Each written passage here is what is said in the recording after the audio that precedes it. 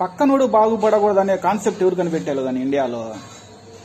రీసెంట్గా మా ఫ్రెండ్ ఒక ఎకరం పొలం కొంటానంటే ఒక 6 నెలల క్రితం మా బ్యాచ్లోనే ఒకడు, ఆడికి ముందే తెలుసు కాబట్టి వయసులో పెద్దోడు, ఈడెక్కడ బాగుపడతాడని చెప్పేసి ఎకరం 30 లక్షలకు వచ్చే పొలాన్ని ఎందుకు లేరా బాబు ఈడ రేట్లు పెరగని చెప్పాడు.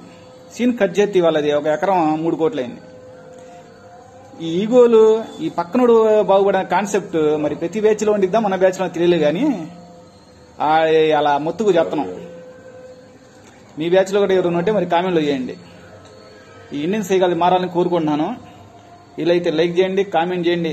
మీ బ్యాచ్లో ప్రతి బ్యాచ్లో నాకు తెలిసి ఒకడు ఉంటాడు, పక్కనోడు బాగుపడకూడదురా బాబు, పక్కనోడు తినకూడదురా అని చెప్పేసి.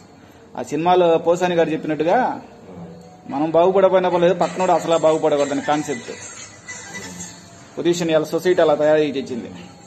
బయట వాళ్ళు తర్వాత చేస్తారు, ముందు మనోళ్ళు చేస్తున్నారు మోసాలు, చీటింగ్లు. అసలు దాన్ని ఏమంటారు, ఈగో. అసలు మామూలు శాడిజం లేదు, జనాలు ఈగోలు పెరిగిపోతుంది. జాగ్రత్తగా ఉండండి ఫ్రెండ్స్.